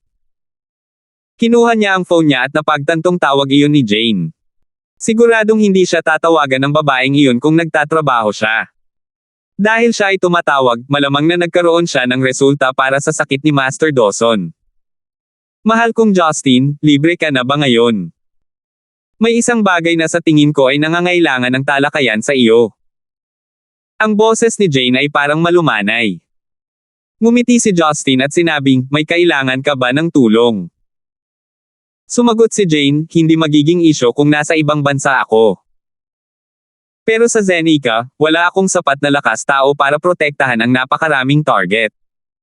Protektahan. Kumunat ang noo ni Justin. Napansin niyang tiyak na abnormal ito. Oo. Naka-encounter ako ng assassin kahapon. Iniligtas ako ni Hanya. Nag-aalala ako na baka mapahak nila ang iba sa Dawson clan, kaya... Teka. May nagtangkang patayin ka. Malakas na tumayo si Justin at nagsimulang maglakad pabalik-balik. Huwag mo munang pag-usapan yan. Hahanapin kita sa sanatorium. Mamaya na natin pag-usapan. Hindi mo kailangang gawin ito. Okay lang ako, nagmamadaling payo ni Jane. Gayunpaman, walang narinig si Justin at direktang ibinaba ang tawag. Bagamat inaasahan niya na maaaring maapektuhan si Jane ng puot, hindi niya akalain na mangyayari ito ng ganoon kaga at napakadirekta. Gusto nilang patayin si Jane ng walang pag-aalinlangan. Dapat banggitin na may pambihirang katayuan si Jane. Kung may mangyayari sa kanya, ang bansa ay mape-pressure sa buong mundo. Ang taong nangahas na gumawa ng ganoong desisyon ay maaaring hindi kapani-pani walang makapangyarihan o lubos na walang takot. Nakapagtataka si Justin na nagawa ng kaaway na humiling sa kanya ang isang babaeng tulad ni Jane. Si Jane ay may mataas na pagpapahalaga sa sarili. Hindi siya dapat humingi ng tulong sa isang sitwasyong pinaniniwalaan niyang kaya niyang hawakan ng mag-isa.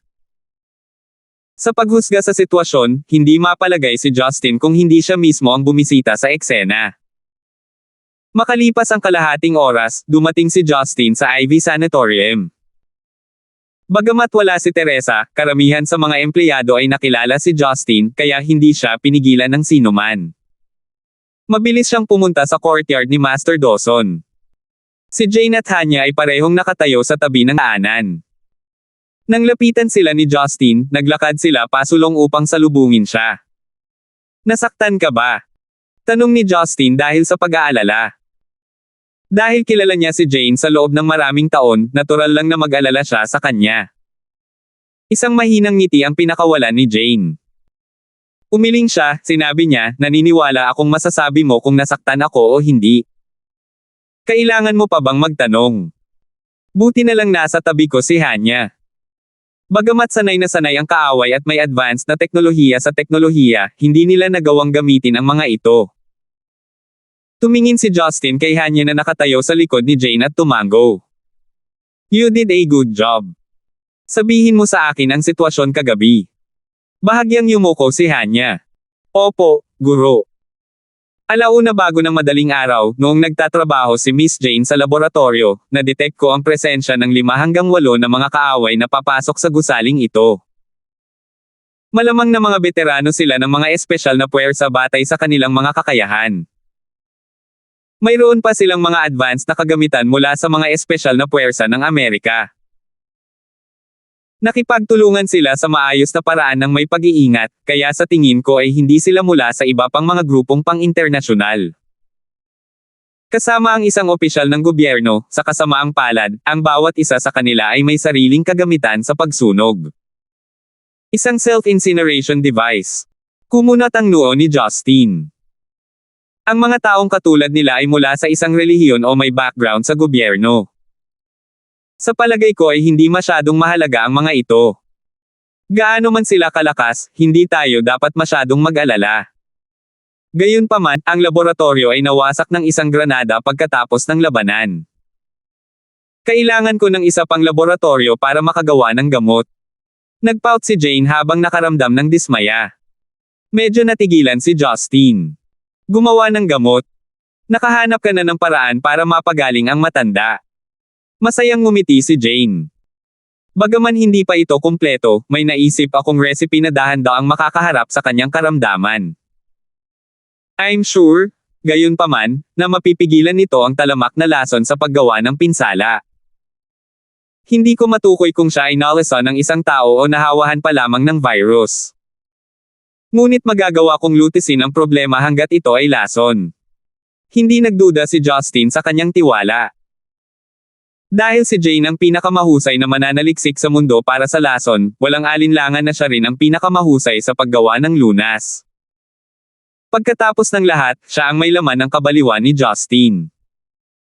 Oo, sinabi mo na ba sa iba ang tungkol sa pagpapagaling sa matanda?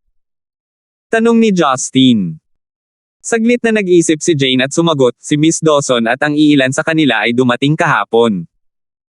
Nabanggit ko lang na maaaring malason siya.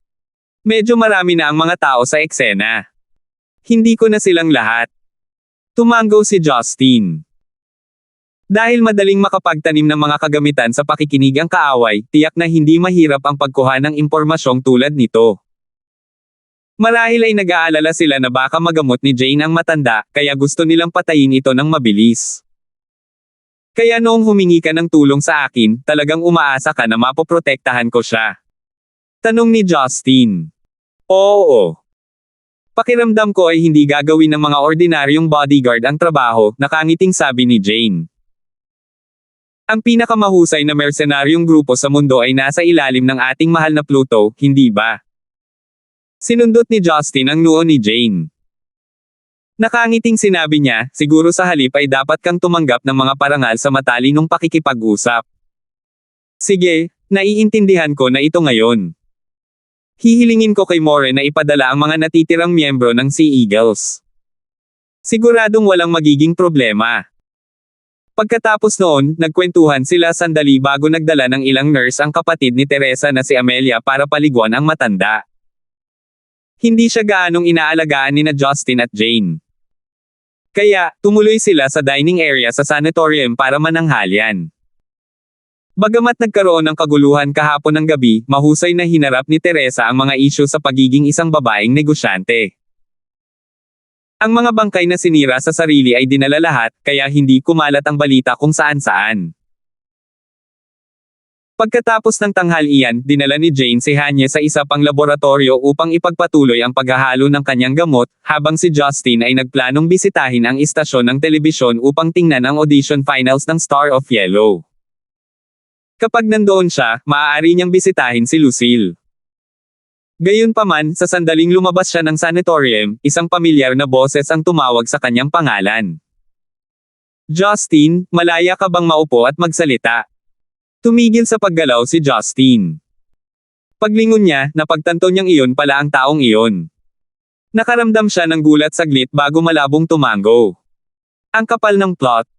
Basahin ang susunod na kabanata dito. 486.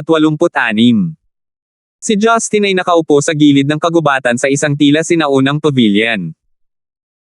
Maliwanag, walang pumunta sa pabilyong ito kung gaano kadumi ang mga dumi.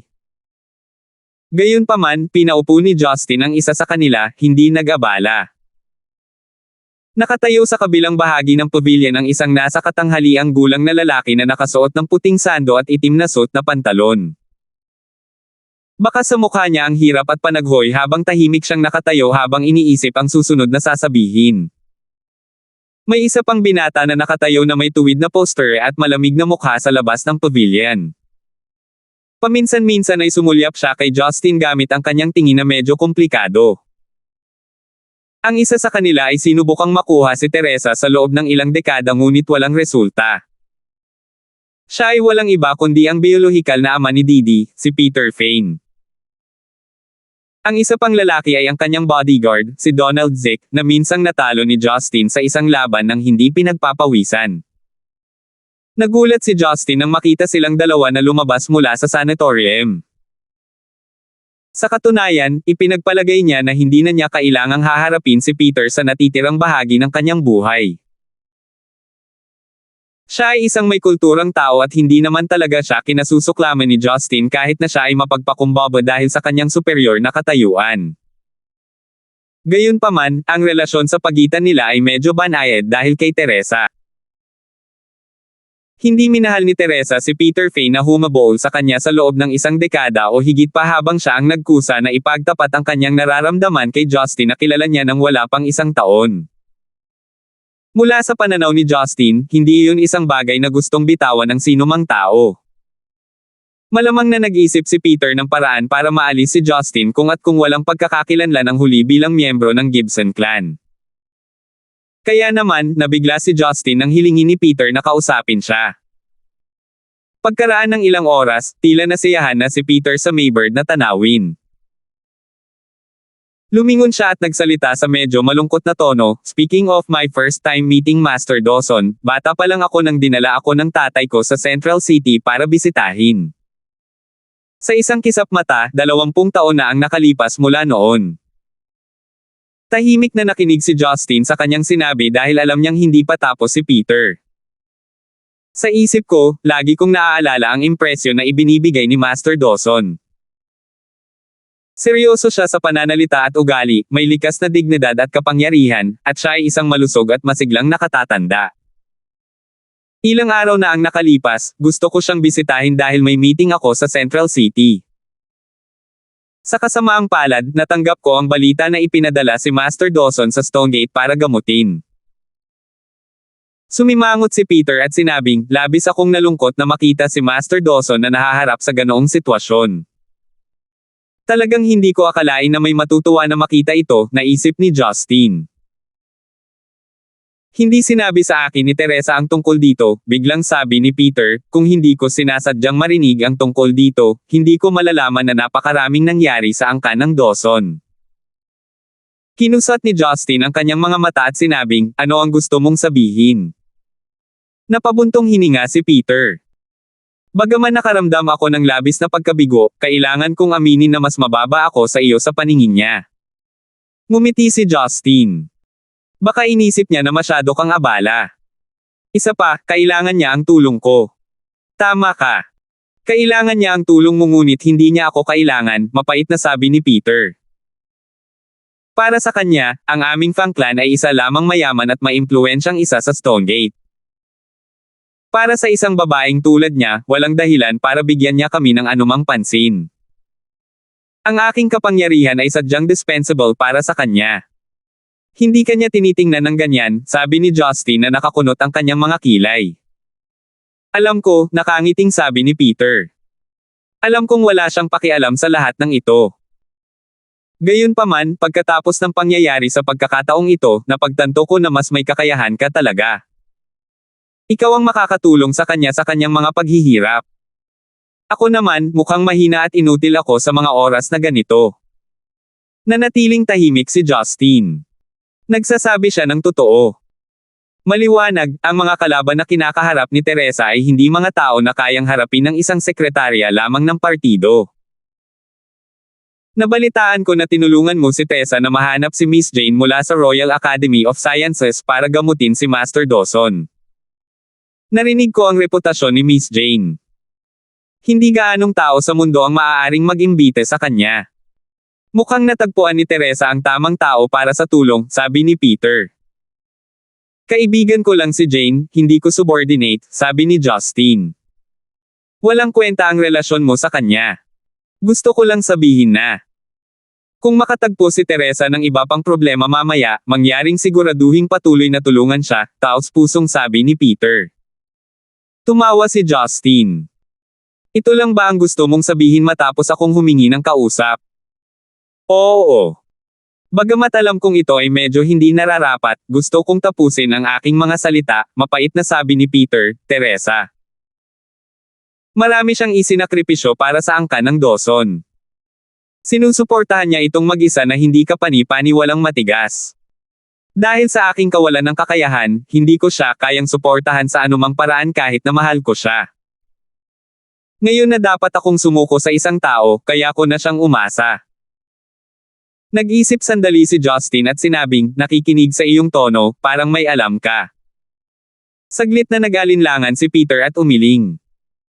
Sa tingin ko ay ayaw sabihin ni Teresa sa iyo ang tungkol dito ngunit dahil nagtanong ka, wala akong pakialam na sabihin sa iyo. Alam mo ba kung bakit ayaw magpakasal ni Teresa ngunit ipinanganak niya si Didi sa murang edad? Natigilan si Justin. Hindi niya naisip ang tanong na iyon kanina. Kung hindi gusto ni Teresa si Peter, maaari siyang pumili ng ibang lalaki. Gayunpaman, hindi iyon mabibigyang katwiran. Pagkatapos ng lahat, si Teresa ay nasa 20 lamang nang ipanganak niya si Didi sa pamamagitan ng assisted reproductive technology. Tungkol sa pagpili ng kanyang lalaki, pinili ni Teresa si Peter na maliwanag na nagpatunay na siya ang kanyang pinakapinagkakatiwalaang lalaki. Umiling si Justin dahil hindi niya maintindihan kung bakit. Nag-isip sandali si Peter bago sinabing, sa totoo lang, ang kwento ay nagsisimula sa ama ni Teresa, si Uncle Kennedy Dawson. Kennedy Dawson. Kumunat ang noo ni Justin. Naalala niya ang araw na una niyang nakilala si Master Dawson at tinawag ng matanda si Ken. Tinanong niya si Teresa kung sino ang Ken, na iyon ngunit ayaw niyang pag-usapan ito. Sa wakas ay nalaman niyang ang lalaki ay ang ama ni Teresa. Unti-unting isiniwalat ni Peter ang lahat ng nangyari sa nakalipas na mga taon. Ang panganay na anak ni Zygmunt Dawson ay ang ama ni Teresa na si Kennedy. Siya ang dating pinakatalentadong binata sa Dawson clan at paborito ni Master Dawson. Walang pag-aalinlangan, si Kennedy ay itinuturing na isang karapat-dapat na kahalili ng angkan. Inakala pa nga ng maraming tao na mas makakamit ni Kennedy kaysa sa kanyang ama. Gayunpaman, ang mga bagay ay naging medyo naiiba kaysa sa inaasahan. Tila nakuha ni Kennedy ang lahat mula sa labas ngunit sa kaibuturan ay may mga ilalim na nakatanim sa kaibuturan ng kanyang puso. Marahil ito ay dulot ng lahat ng stress na naipon mula noong siya ay maliit at ang kanyang sikolohiya ay nangangailangan ng isang vent. Nauwi ito sa karahasan sa tahanan. Hindi nagtagal pagkatapos ng kapanganakan ng nakababatang kapatid ni Teresa na si Joshua, ang sakit sa pag-iisip ni Kennedy ay umabot sa hindi pa nagagawang antas. Bagamat walang napag-alaman sa mga tagalabas tungkol sa isyu, unti-unting natuklasan ng ilan sa mga pangunahing tauhan sa bahay ang serye ng mga problema sa pagitan ni Kennedy at ng kanyang asawa. Gayunpaman, tinatakan ni Master Dawson ang bawat tsismis at tsismis upang mapanatili ang harapan ng angkan habang sinisikap niyang mabawi ang psikolohikal na kondisyon ng panganay na anak. Isang umaga, ang asawa ni Kennedy ay hindi na matagpuan ng mga miyembro ng pamilya ng Dawson clan. Sa huli, natuklasan na si Kennedy ay malupit na pinatay ang kanyang asawa at pagkatapos ay nagpakamatay sa silid. Ang insidente 20 taon na ang nakakaraan ay naging isang nakakabigla sa matataas na uri ng Central City. Kung hindi dahil kay Master Dawson na humawak ng sitwasyon ng may lubos na pag-iingat, ang reputasyon ng Dawson clan ay lubusang mapapawi noon. Gayunpaman, ang hindi magandang pangyayaring iyon ay nagdulot ng mga psikolohikal na pagbabago kay Master Dawson, Teresa, at sa kanyang kapatid. Ang eksena ng malupit na pang-aabuso ng kanyang ama sa kanyang ina ay nagdudulot ng trauma kay Teresa, na isa ng matinong bata noon. Likas na lumalayo siya sa mga lalaki habang lumalaki siya. Bagamat hindi ito nagdulot ng pagbaluktot ng ugali, hindi pa rin ito katanggap-tanggap. Bilang karagdagan sa mga pangkat at paksayo na nabuo sa loob ng angkan, kahit na may proteksyon ng Zygmunt, ang paglaki ng dalawang magkapatid ay puno ng kahirapan. Kahit na si Joshua ay masunurin sa mga salita ni Teresa, siya ay kulang pa rin sa kapangyarihan. Lumaki si Teresa kasama ang kanyang nakababatang kapatid. Kaya natural siyang nag-aalala na si Joshua ay maaaring apihin ng mga miyembro ng clan kung siya ay mag-aasawa. Gayunpaman, hindi naging madali ang manatiling walang asawa dahil siya ang binibini mula sa isang mayaman at maimpluwensyang angkan. Kadalasan, ang kanyang pagkakakilanlan ay mas kaakit-akit kaysa sa kanyang sarili. Si Teresa ay talagang isang tunay na kagandahan sa simula. Naging sanhi ito ng hindi mabilang na mga lalaki na dumating at naghahanap ng kasal. Sa huli, si Teresa nakakadating lamang ng 20 anyos ay desididong pumili ng landas na hindi maiisip ng iba, ang pagtanggap ng artificial na pagpapabinhi at panganganak ng isang bata. Isa itong gawa na maaaring ituring na isang iskandalo, ngunit hindi ito tinutulan ni Master Dawson. Pinigilan ng matanda ang galit ng publiko at ibinigay pa ang Maple Group kay Teresa, na ginawa siyang isa sa pinakamakapangyarihang kahalili sa Dawson clan. Sa ganitong paraan, hindi na kailangang harapin ni Teresa ang stress na dulot ng kasal. Pagkatapos ng lahat, walang sino man ang nanganganib na mapintasan sa pamamagitan ng paghabol kay Teresa dahil sa halip ay ang kanilang pamilya ang pinupuntirya. Sa kabilang banda, maaari nang manatili si Teresa sa Dawson clan habang inaasikaso ang negosyo at sabay na inaalagaan ang kanyang nag-iisang kapatid na si Joshua. Gayunpaman, dahil sa labis na pagsalungat ng kanyang mga miyembro ng clan, napilitan si Teresa na manatili sa Jiangnan ng ilang taon. Kasunod ng pagsasalaysay ni Peter, halos mahihinuha ni Justin ang mga serye ng mga kaganapan na naging sanhi ng mga kahihinatnan. Sa pag-iisip pabalik sa mga unang beses nang makilala ni Justin si Teresa, talagang lumalayo siya sa mga lalaki dahil sa trauma na natitira sa kanyang mga alaala. Siya ay isang mahirap na babae. Napabuntong hininga si Peter. Itinaas ni Justin ang kanyang ulo at tumingin sa kanya. Isa ka ring mahirap na tao. Nagulat si Peter bago tumawa. Tama ka. Nasa iisang bangka tayo.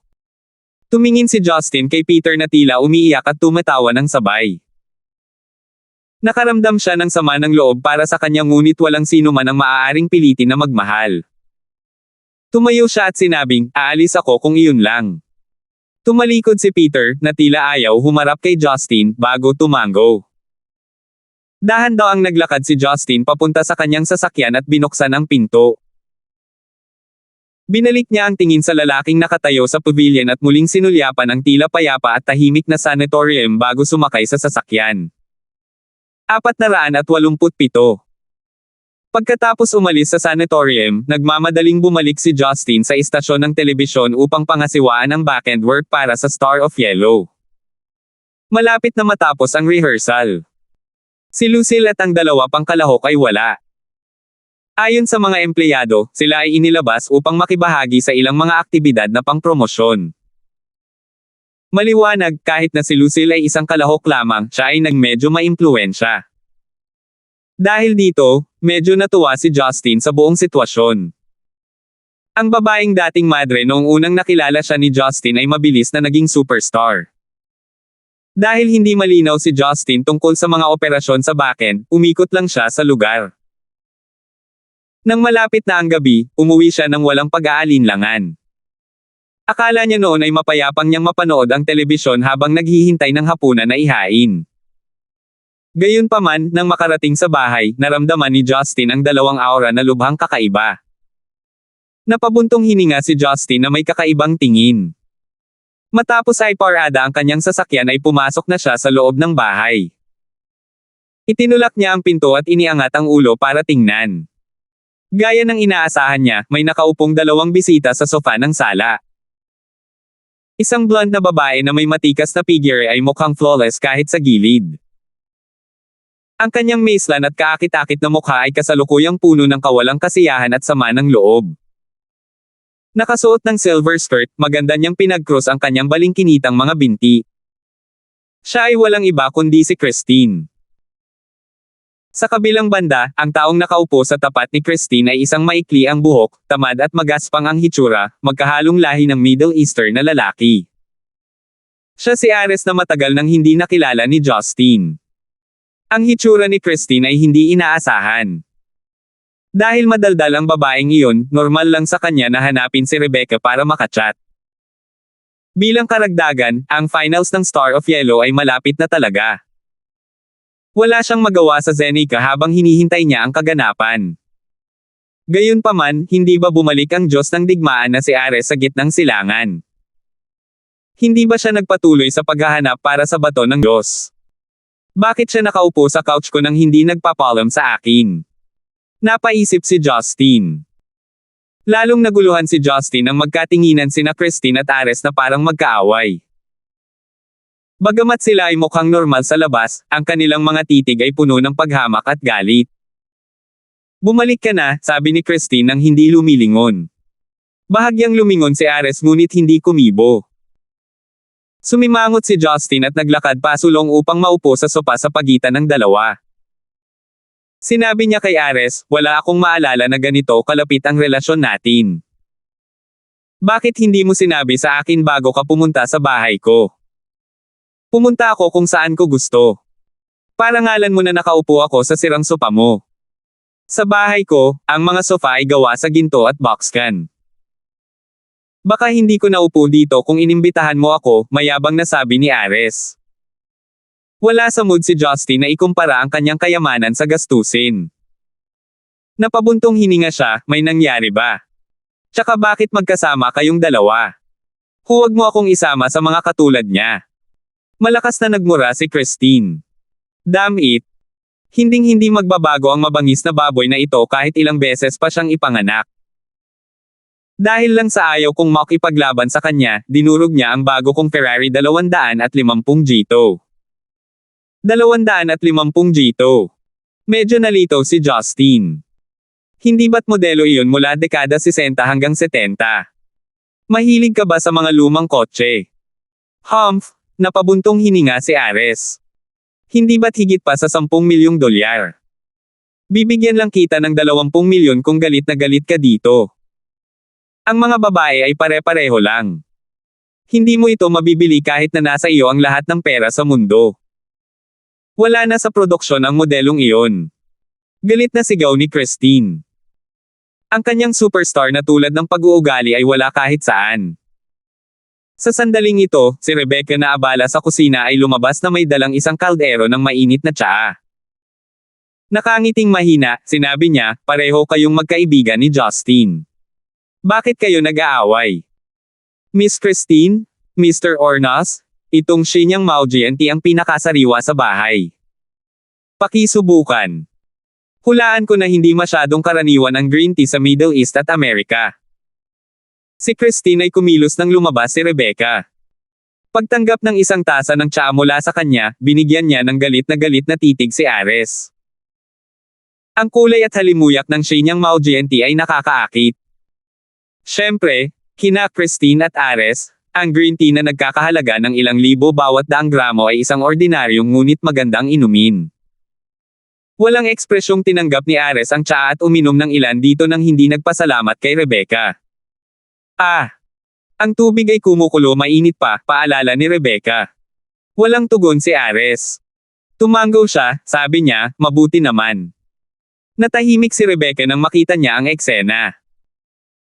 Hindi niya maiwasang magtaka kung bakit may kakaibang kaibigan ang kanyang anak na tila gawa sa bakal ang dila at lalamunan.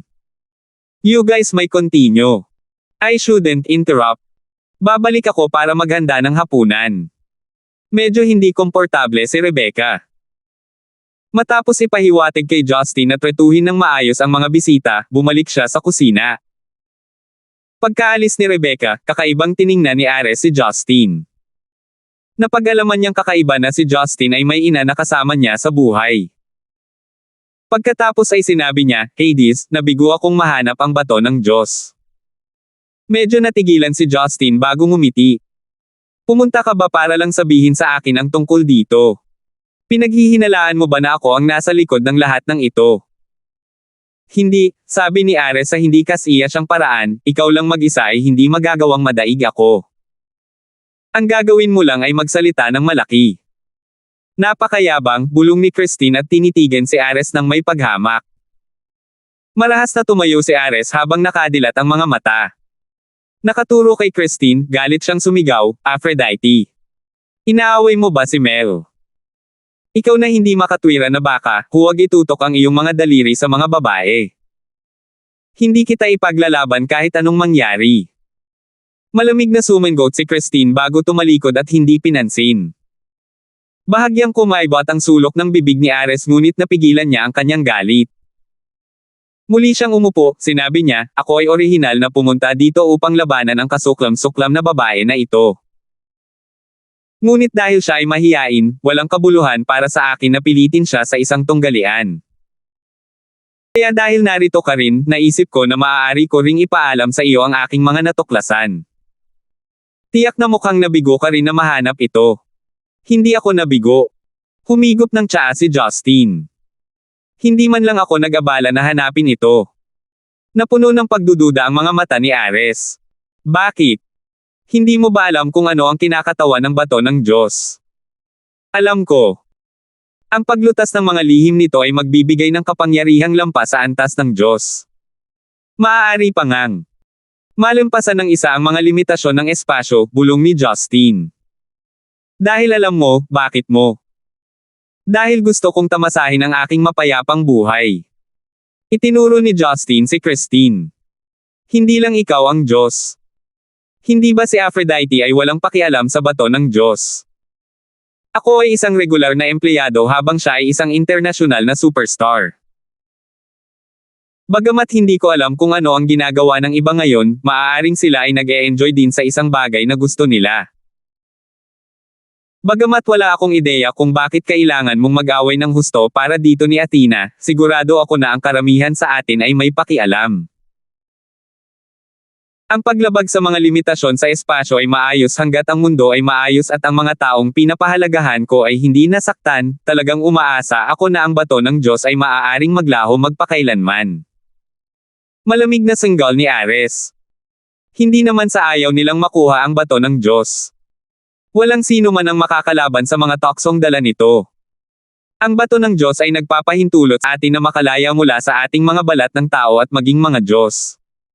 Hindi pa ba ito katakataka? Mahalaga ito sa atin mula sa lahing Diyos. Dahil alam lang nila na hindi nila kayang talunin si Athena at ako ay sumuko na sila. Si Zeus at Poseidon ay hindi rin nakilahok. Sa tingin mo kaya mo ba silang kunin? Nagsalita ka na naman. Bulong ni Christine. Namula ang mukha ni Ares. Nakaturo kay Christine, sinabi niya, babae, huwag mong hamanin ang aking mga limitasyon. Kayong dalawa ay straight up na duwag. Kung maglakas loob ka, bakit hindi mo ako labanan? Masyado silang tamad na gumawa ng anuman sa iyo. Maliban sa iyong sarili, alam ng lahat na si Athena lang ang makakapantay kay Zeus, kahit si Poseidon ay medyo mababa. Samantalang para sa iyo. Lahat ay tamad na libangin ka, sabi ni Christine bago ipinikit ang kanyang mga mata. Kalokohan. 500 taon na ang nakalilipas, nagawa lang akong talunin ni Athena sa pamamagitan ng pag-asa sa kanyang propesya. Walang halaga iyon. Hindi man lang ginamit ni Athena ang kanyang banal na sandata. Sa palagay mo ba ay nakipaglaban siya sa kanyang makakaya? Nagkataon lang na gusto niyang muling ipanganak noong panahong iyon, panunuya ni Christine. Sige, sige. Dapat tumigil ka na rin sa pagsasalita, sabi ni Justin para i-round up ito. Hindi ko talaga alam kung nasaan ang bato ng Diyos. Maaari mong ipagpatuloy ang iyong paghahanap kung gusto mo. Huwag kang manatili sa aking bahay, o huwag kang magtantrum kung saan man ako makaramdam. Kailangan ko pang kumain kasama ang aking pamilya, at ang aking asawa at mga kapatid na babae ay kailangang magkaroon din ng tahanan na mapupuntahan. Ayokong takutin mo sila. Gawin mo ang lahat ng kailangan mo. Walang masabi si Ares. Galit na nakatitig kay Christine, ang kanyang figure ay kumislap at nawala sa bulwagan ng walang sinasabi. Napakamot si Justin sa likod ng kanyang ulo. Sa totoo lang, nagkaroon siya ng interes sa paksa tungkol sa ibang mga Diyos. Gayunpaman, kung lalo pa niyang i-provoke si Ares, inilabas niya ito sa pagdurog ni Stonegate. Hindi ka ba aalis? Bakit ka nakangiti na parang fox? Tanong ni Justin pagkatapos tumalikod. Iniunat ni Christine ang kanyang katawan sa tamad na paraan. Ang kanyang eleganteng poster ay magpapabaliw sa bawat isa. Nagpakawala ng isang kaakit-akit na ngiti, sinabi niya, natutuwa ako na ang baka ay halos mabaliw pagkatapos na asar. Ito ay walang karapat-dapat na maging masaya. Ang kanyang ugali ay palaging ganito. Ngunit ikaw ay talagang kapos-palad. Naalala ko ang huling pagkakataon na nagpunta siya sa Amerika upang hanapin ka, at ngayon ay nagawa niyang makabunggo sa iyo sa Stonegate, sabi ni Justin bago iwinagayway ang kanyang kamay. Nakapout si Christine sa labi. Ang kanyang ilong ay palaging sensitibo. Walang sino man ang maaaring gumawa ng anumang bagay tungkol dito. Kasalanan niya ang pagiging isang baboy ramo. Ay oo, hindi pa kita natatanong tungkol sa resulta ng iyong away sa kanya. Ito ay isang draw sa palagay ko. Hindi ko alam kung ano ang isinasaalang-alang dahil huminto ang laban sa kalagitnaan. Ang kanyang sibat ay talagang kahanga-hanga, sabi ni Justin. Pinakamabuting itago ang tunay na nagwagi sa kanyang sarili. Hindi ito masyadong pinag-isipan ni Christine. Nawala na ang banal na sandata ng matandang Hades. Bihira na lang na nakakuha ka ng draw nang hindi lumaban gamit ang isang banal na sandata. Kahit na hindi siya ang pinakamalakas, siya ang may pinakamaraming karanasan sa pakikipaglaban. Dahil sa curiosity, nagtanong si Justin, nabanggit mo na sina Zeus at Athena ang pinakamalakas sa inyong 12, hindi ba? First time niyang marinig ang balitang ito. Ngumiti si Christine at sinabing, Kami, hindi ikaw. Isa ka na rin sa amin ngayon. Bagamat hindi pa opisyal na nakikipaglaban sina Zeus at Athena, ang tanging makakatalo kay Zeus ay siya. Sa pagkakaroon ng 2 banal na sandata, hindi pa siya natalo sa sinuman sa nakaraan. Ang katalinuhan ng babaeng iyon. Sa totoo lang, ang kanyang katalinuhan ang kanyang pinakanakakatakot na sandata. Tumango si Justin. Nagtatanong lang siya tungkol dito. Ni hindi man lang niya nakita ang alinman sa mga ito noon, hindi niya alam kung gising na ba sila o hindi. Kaya naman, hindi niya masyadong sineryoso iyon. Salamat po at sinamahan ninyo ako, ingat lagi mga master.